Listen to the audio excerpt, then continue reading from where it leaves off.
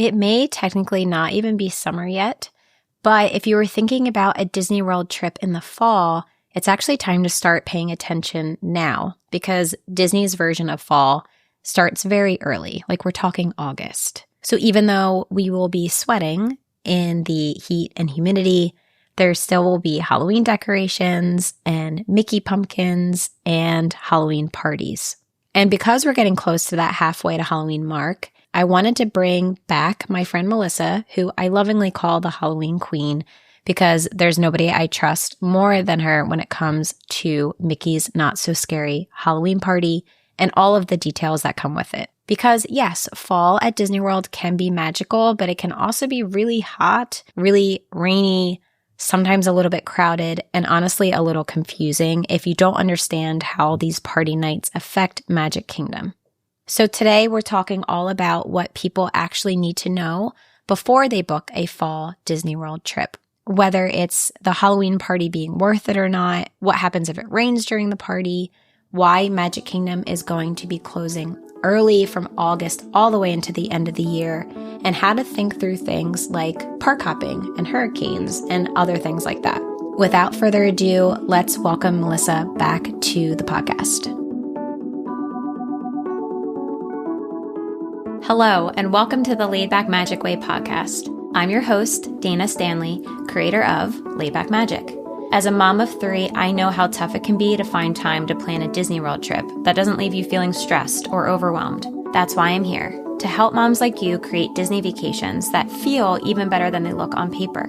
Here, we're not chasing perfection, but creating our next favorite memories. So whether you're brand new to Disney or looking to go deeper into the details, this podcast is your go-to for simple tips, mindset shifts, real-life trip recaps, and expert insights to make your trip magical and manageable. New episodes drop every Monday, so be sure to subscribe so you never miss a moment. Okay, let's dive in.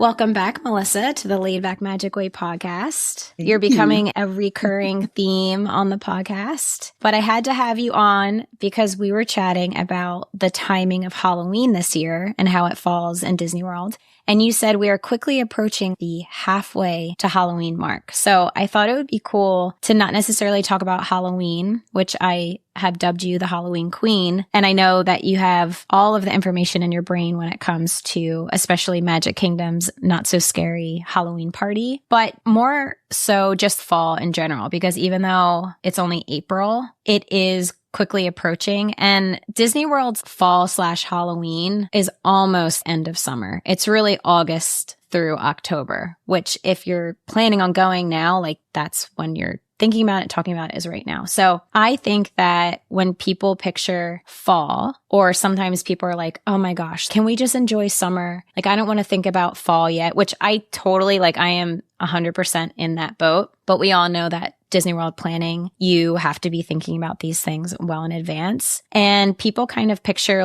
fall's going to be chill, and I can wear a sweatshirt, and I'm going to be wearing all the cute brown corduroy things. And what would you say is more of the reality after going to Disney World in those months of what it actually looks and feels like to you? Yeah, thanks for having me, and always happy to talk about Halloween and fall and Disney because it's my favorite season. And the reality is it does start, generally speaking, mid-August. So you're talking August 15th-ish, typically even earlier. There have been years where it started as early as the 4th or the 5th.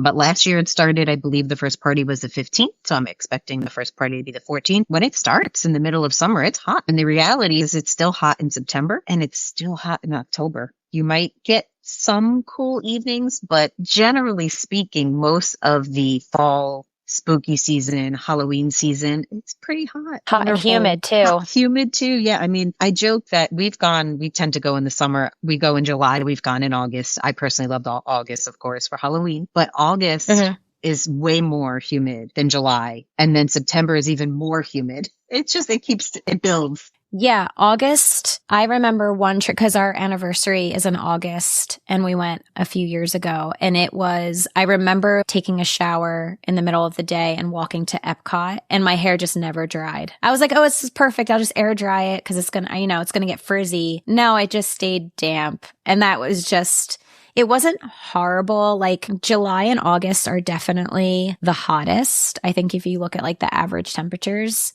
And then October is just kind of, you might get like a cool morning or like a cool evening, but it's very rainy too.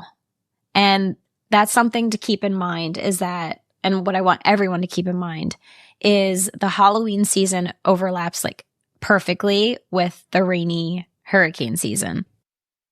Talking specifically about the Halloween party. So just if we're talking about this and nobody knows, there is a Halloween party called Mickey's Not So Scary Halloween Party in Magic Kingdom.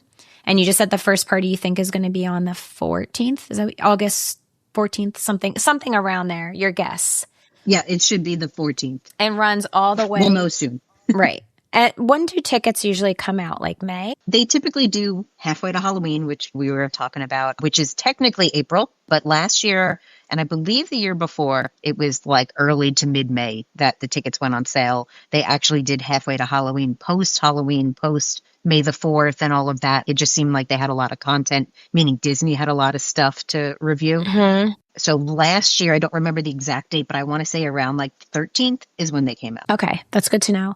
And if someone wants a Halloween party ticket, do you feel like it's dependent on like, I'm thinking about like how serious do you have to grab those tickets? Like, would you say the closer to Halloween are the harder ones to get versus like August? There's going to be a couple that if you're serious about going, you want to purchase the day they come out or within, I'd say, the first week. There have been times, especially like when it first came back post closures, where those times it sold out more quickly. But generally speaking, if you want Halloween or Halloween weekend, because Halloween is, I believe, a Saturday this year or Friday, I forget which.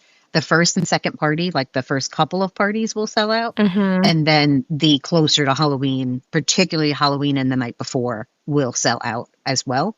Last year, they didn't sell out immediately. So you do have a short window, but I would say if those are of interest, those say 4 or 5 parties, I would get those. If you want to go right at the beginning or right at the end, you should jump on it. Yeah. In your experience, because I know you've gone to the Halloween parties a lot, I have not been to one.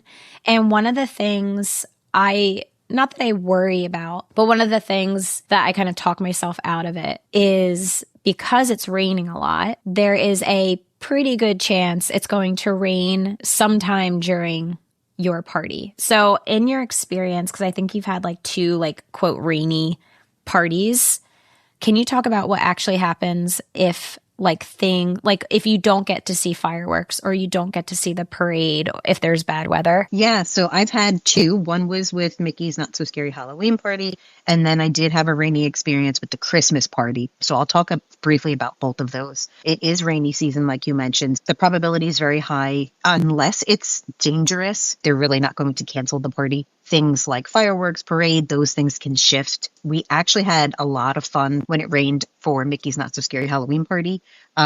This is back in 2017, so going way back. But it was fun. Like the kids were in a stroller. I remember like we had the rain cover on. We would push them to the end of the ride. We'd run in. People had scattered. We walked on everything. It was just fun. It was raining, but on and off. The biggest challenge was all of a sudden they said that the parade was happening and we hadn't grabbed the spot because it wasn't the actual time for the parade.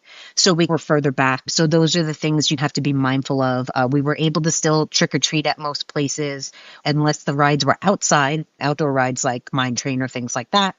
We were able to go on most of the rides, so that was good. Adversely, we had last December, we went solely to go to Mickey's Very Merry Christmas Party, and unfortunately, it was raining buckets. It was thundering, lightning, very dangerous. I was going to say that's just crazy that it was December, because I remember that trip because I was following it on Instagram and it was just like would not stop raining. Oh, it was terrible. It was terrible. It was unsafe, truly. It was lightning. It was thunder. We sat around for, oh my gosh, like hour and a half. The party officially starts at 7. We went indoors around 6. stayed till 7:30 because we were waiting on direction, right? Like, what's going to happen? Is it going to be canceled? While the park, it wasn't officially canceled that time because of the situation. It was flooding everywhere. They did offer refunds. So we were able to get either a gift card or a refund given the situation. But then for that trip, we were at Wilderness Lodge. So we had firework view room and we saw the fireworks go off. So the park itself did not close.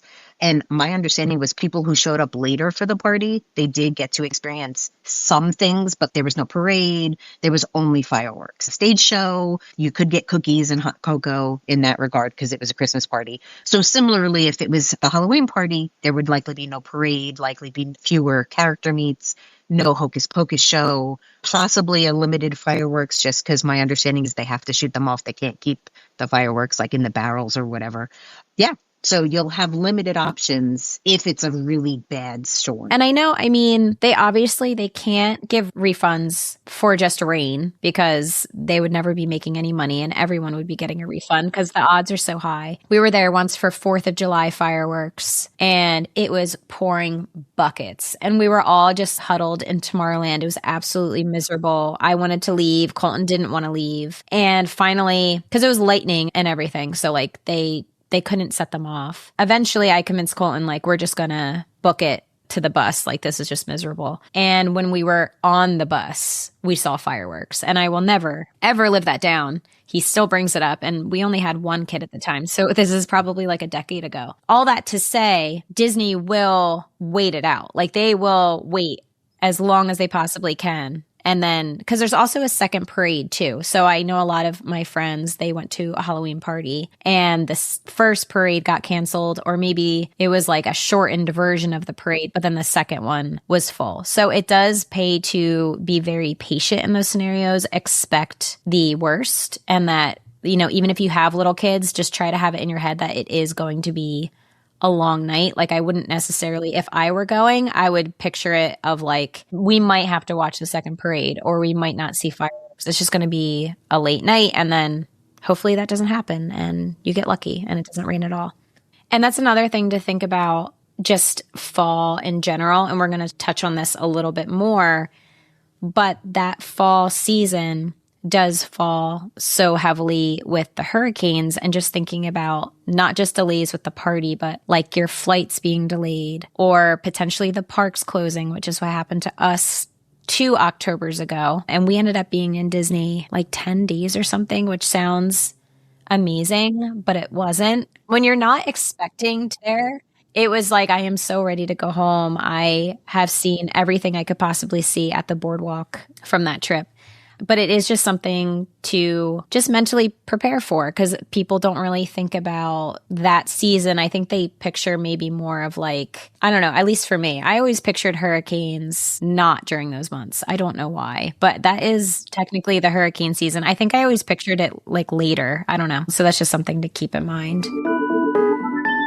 And then I wanted to talk to you, again, we're talking about the timing of like how Halloween is really August, September, and October. Have you been to a party in like all of those variations? Yes, I have. For someone that's never been, like, do you have a preference, or like, are there lower crowds at one versus the other, or like weather-wise, is there one that you prefer over the other? Yes and no. I think there's a couple of things to consider. Generally speaking, they're selling the tickets in full regardless. So the crowds are kind of the crowds. I do think that in summer, so in August and also early September, you're going to get lower crowds regardless, like across the board.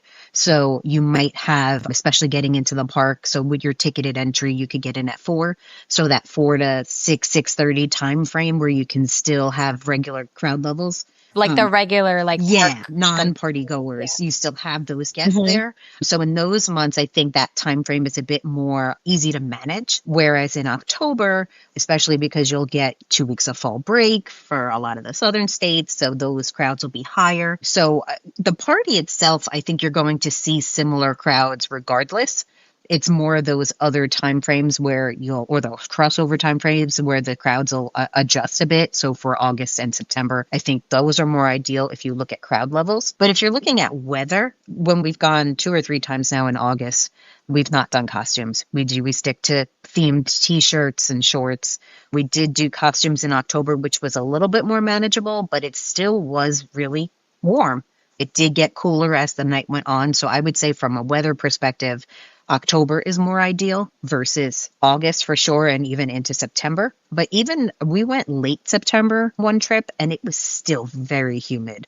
So I would just plan. I always say it is really fun and I see people dress up and I give them full credit, but I am not one to fully dress up, although I would love to one year.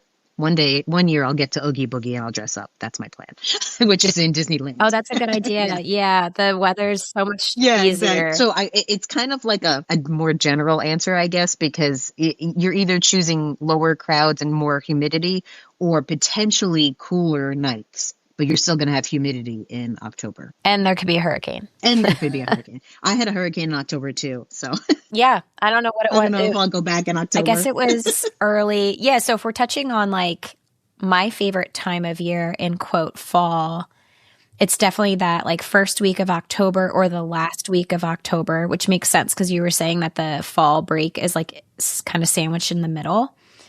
We have actually gone to Disney, like flown down on Halloween because we didn't really care about missing like true Halloween. And that wasn't our goal on that trip. And I just remember I think we've done this a few times because the flights are very inexpensive usually on Halloween. And then you have to be careful because you kind of get into Jersey week, which is ironic because I'm from New Jersey. But there are school conferences the first week of November, I want to say, like that Thursday and Friday. So just a heads up for anyone listening, if your dates are starting to trickle into that first week of November, to just keep an eye on those crowd calendars. But typically, if you're looking at like a couple days before Halloween, and if you're going home when people from New Jersey are going down, it's really nice. The crowds are really nice. The weather is usually, knock on wood, pretty good. But we did get stuck in that hurricane. It was like, I want to say October 4th or something.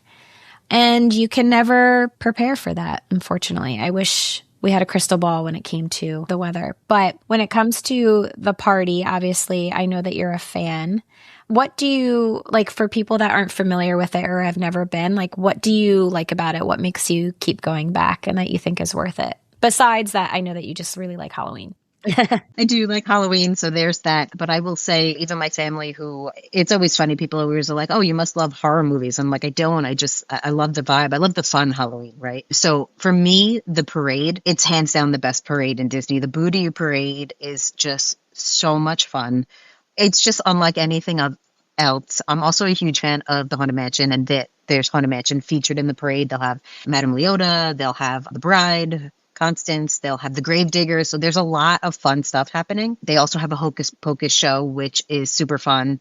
Even the fireworks, I'm not a huge fireworks fan, but there's particular fireworks hosted, if you would, by Jack Skellington. So like he's featured. I love Nightmare Before Christmas. And he seems very cool. Like the way that he's almost like a puppet. Yeah. If anyone has seen the Jollywood Nights, it's kind of that similar puppet. There's a Nightmare Before Christmas sing-along. It seems like it's similar. You're not as close, so it's kind of hard to tell. But from my perspective, it's similar to that. The trick-or-treating is fun. We don't necessarily prioritize it, but it is fun to go around and get candy. And all of the unique characters, you get a lot more villains, which I love. Anytime there's extra villains is a plus to me. And they've added even more villains in recent years, which is fun. I think overall, just the vibe. It's just so fun. There's nothing better than a Mickey pumpkin lighting up and all of these fun, unique character meets coming out and just creating a fun Halloween ambiance. I love it. What does it usually look like if you're going to the party? What do you do that day before you go into it? What's your approach that way? So typically I use the morning as a rest day. That's been our general plan for years. We plan to stay till close. So you're talking 7 p.m. At least if it's, you can get in at 4. So you're talking at least 4 p.m. to midnight, even when our kids were younger. So we typically used it as a rest day, especially given, like we mentioned, it is the warm up months. It is humid. So it is, I'll say we like to have a slower morning, maybe a character meal, or at the very least pool time. But you don't want to do too much pool time because that's tiring as well. And then I like to do a meal before, if I haven't done a character meal for breakfast, say, I like to do a meal before entering the park. So we're entering and we're ready to go, maybe do some rides before the party officially starts, and then just enjoy some of the snacks. There's also always some great themed snacks and treats at the party. So I know that you've gone to the parties like when your kids were really little, but now they're getting a bit older. Has it changed kind of how you approach the party now that they're getting a little older and can hang? It definitely has. I'm seeing now that I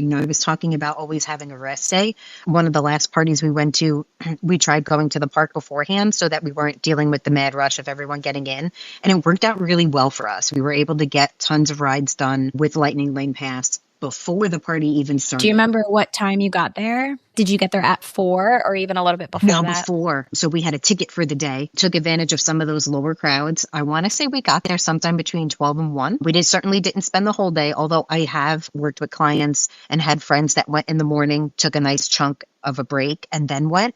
So that is an option as well. We tend to sleep in, so that's just not our vibe. But we went like midday, 12, 1 o'clock. And it worked out pretty well for us. They were able to hang. We then had a meal in the park as opposed to outside the park and then entering. Because one thing it can be a challenge is everyone's trying to get in at 4 o'clock, right? So if you can get in early, you'll avoid that massive crowd that kind of collects outside the park. And you can get all of your stuff and pick it up when you're in the park. So that's nice, whether it be your maps, your bracelet, whatever the trick-or-treat bag, et cetera, that they're giving you. So that in itself is nice. So you can avoid that mad rush of entering. Or if you decide, you know what, I don't want to have a ticketed day, you can certainly enter a little bit later. I'd say like closer. Yeah, I almost think that's what I would do. I feel like I'd either use a day ticket and get there a little bit early. So if you have a day ticket, because people will start lining up before 4, but if they don't have a day ticket, they just keep you there.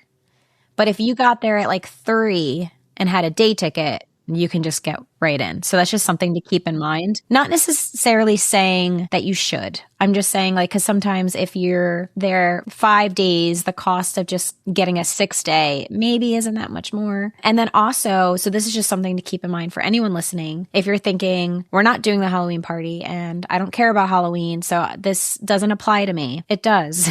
Because especially as you get even closer to October, the parties really ramp up. Like you're looking at every other night, Magic Kingdom is closing early for everybody if you don't have a party ticket at 6.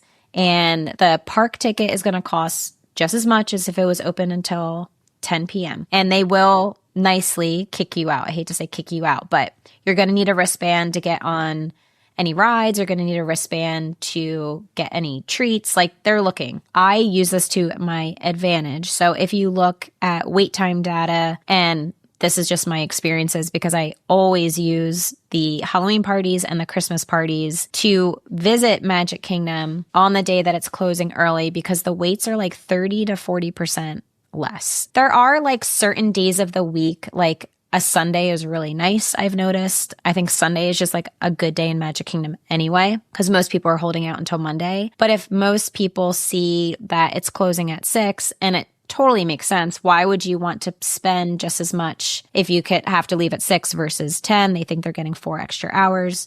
So those days are busier. It's also nights that you're not going to have traditional fireworks. Like you're not going to be able, obviously at 6, it's not even dark usually. So there's not going to be any fireworks that night. So if you are a little bit ninja and obviously I love like sketching, quote, sketching trips. But if you're sketching out your trip and there's a way for you to visit Magic Kingdom as like a ride heavy day on a party day and then do something else. Leave at, 4 or 5 o'clock as all the party people are starting to come in, go to a different park or go out to dinner or just have an early bedtime. You are missing the fireworks, but maybe you could go see the fireworks on a different night and not have to like be there all day. So that's usually what we do is try to almost do like 1.5 days in Magic Kingdom and use that second day of maybe we go in for dinner so we're not like kind of fighting against the crowds, or have a light dinner and then splurge for a dessert party. Because something to keep in mind too is if you do want to see Happily Ever After during, I mean, again, this is like August to December, really. It's a really good chunk of time because this isn't just Halloween, it's Christmas too. I will splurge for a dessert party because the firework nights, because they're split in half, gets really crowded. Like it's almost feels a little unsafe sometimes. Like as a mom, and I'm thinking of this when I had like a newborn, I had my in-laws with me, so it was helpful having just extra hands with my kids, but it was just, you're kind of going upstream against people that are determined to get a good spot for fireworks, and you're just cramming on the people because now there's half as many opportunities for them to see them. So just something to keep in mind if you are torn between maybe getting a park hopper in your fall or winter trip. I would lean a little bit more towards yes, you should get it. If you're thinking about going to Mickey's Not So Scary Halloween Party this year, I wouldn't wait around once those tickets go on sale, because the dates that families actually want, especially the earlier September weekends and Halloween week, can go faster than people think. You've heard me call my friend Melissa from Foolish Mortals Planning as my Halloween queen because she knows all the little things that people don't usually think about, like which party nights make the most sense for your trip, whether you should do the party with younger kids, and what actually matters if you're trying to make the party feel worth it. She also offers one-on-one planning calls called Plan for Magic sessions, which are really good if you want someone to talk through your actual trip with you from start to finish. Melissa and I actually co-created the Halloween party guide that's inside of my Laid Back Magic community, so when I tell you she knows her stuff, I mean it. You can book a Plan for Magic session or get help with your Halloween party tickets through the link in my show notes. So if you're someone like me and maybe the Halloween party doesn't really interest you yet, what are some things for people that don't want to splurge for the party ticket, but maybe want a touch of that fall Halloween vibe? Yeah, there's a lot of fun things to do outside of the party. Of course, all of the decor, right? So you're in Magic Kingdom specifically and all of the Mickey pumpkins and things like that. So that in and of itself is fun. Outside of that, one of my favorite things to do is Hollywood and Vine. So they have mini seasonal character meal, and you can certainly do a Fantasmic package and get preferred seating for that. So that's a fun meal to do. They'll all be in their Halloween attire. So you get a taste of Halloween and a meal all in one, maybe even preferred seating. So I think that. And there's really no disadvantage. If you're going to eat at Hollywood and Vine anyway, book the Fantasmic package. Obviously, if you're going to see Fantasmic, because it's just extra free VIP seating, and you could get there 5 minutes before Fantasmic and not have to worry about it. Is that when the characters, because I know they do like seasonal, like we were there in the summer and they have like a tropical beach kind of vibe. Is that breakfast, lunch, and dinner, or is it just breakfast? It's 100% lunch and dinner. I believe it's now breakfast. They used to do Disney Junior at breakfast, but I'm fairly certain that they moved to mini seasonal for all three meals, but certainly lunch and dinner for sure. There could be times where they switch off for breakfast, but generally speaking, it's mini seasonal. Yeah, it's like Hollywood and Vine isn't my favorite, but when it comes to Hollywood Studios, there's just not a lot. And it's kind of a pain to, like, if you wanted to leave and come back to eat somewhere, quote, better, it's not worth it. So I actually might end up there again this summer just because it's the only character spot there. And it's seasonal, so especially in Halloween, it's fun. They'll be in their costumes. And then beyond that, like, there's always tons of treats. There are party treats that are specific that you can't get. But one of my favorite treats to get outside of the parks even is the Haunted Mansion beignets at Port Orleans French Quarter. They're so good. They're like cookies and cream with drizzled marshmallow on them. They're delicious and worth the hike. You can get the boat right from Disney Springs there. There's also lots of treats at Disney Springs where you can enjoy just some Halloween fun. And then if you're there closer to Halloween, they will have, for the month of August, there'll be Pluto's Pumpkin Pursuit at Epcot. So it's more of like a scavenger hunt. All the pumpkins are painted, so that's fun. And then Yeah, it's fun. Even if you don't get the map, it's still a fun experience. And then if you're there closer to actually Halloween, a lot of the hotels do trick-or-treating on Halloween. There'll be the golf cart parade. There's a Halloween parade at Fort Wilderness where you have to get there early. So if that's something, I would be mindful and get there early. It's super fun. I've seen videos of it on YouTube and things like that. And it just always looks like a fun time. So there's definitely a lot of Halloween stuff happening throughout the parks and the resorts that you can do if not going to a party. And she has a ton of this stuff on her Instagram and like different carousels saved and like itineraries and things to do without a party ticket, all of the things, my Halloween queen. So she's going to be linked in the show notes too, if you're not following her already. What is like your biggest tip for someone that is looking to go to the party for the first time? What should they definitely be maybe doing or not doing going into a party? You talk a lot about it in Laid Back Magic. I talk a lot about it in general on my feeds. Setting those intentions up front, using that 3-2-1 method, knowing what you want to do specifically for the party. Take a look at what's offered, highlight a couple of things, make the time to do those, and then outside of that, I always try and prioritize the rides that don't have overlays because there are some that do outside of the party. So you were saying like 1.5 days. Do a lot of the rides before the party or after, whenever you're planning, that time frame, but know what you're going in, prioritize what you want to do, and have a separate sketch for that party. If trick-or-treating is important to you, then prioritize that. For us, it's the parade. Sometimes I watch it twice because I love it so much. So making sure that you're where you need to be at the appropriate times. I find with these parties, you wind up spending a lot of time on Main Street because you have the castle show, you have the parade, of course, then you'll have the fireworks. You could spend up to 2 hours just sitting in that castle hub waiting for things. And then you realize I haven't done X, Y, and Z rides because I was spent 2 hours on Main Street. So I think just knowing up front what those important things are and scheduling the time accordingly, knowing that you're not going to do the whole park during a party. I think a lot of people try and do that. Oh, that'll be my Magic Kingdom day.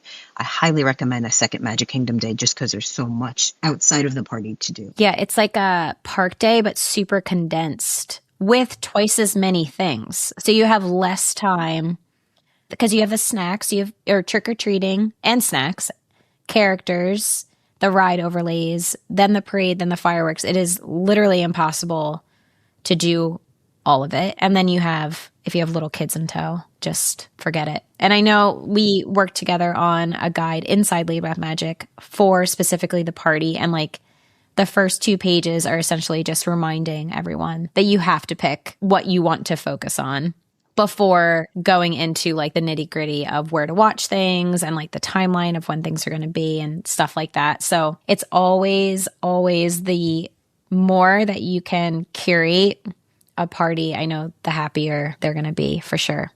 I know I'm going to have your Instagram linked below, but can you just remind everyone where to find you? So on Instagram, it's Happy Haunts Plan Magic, an ode to the Haunted Mansion, of course. So I'm typically sharing content over on Instagram and direct links there to all of the other things that I do. So that would be the best place to find me. I can't believe I haven't told you this. I have a screenshot. I'm going to send it to you right after this. We had both liked a picture. It was something on Instagram about Disney. We both liked it. But you know how it shows kind of mutual friends? It'll say like, Colton liked this image. It said your name. It said the Happy Haunts Plan Magic and 999 others. And I was like, you have got to be kidding me. She's the 1,000th haunt.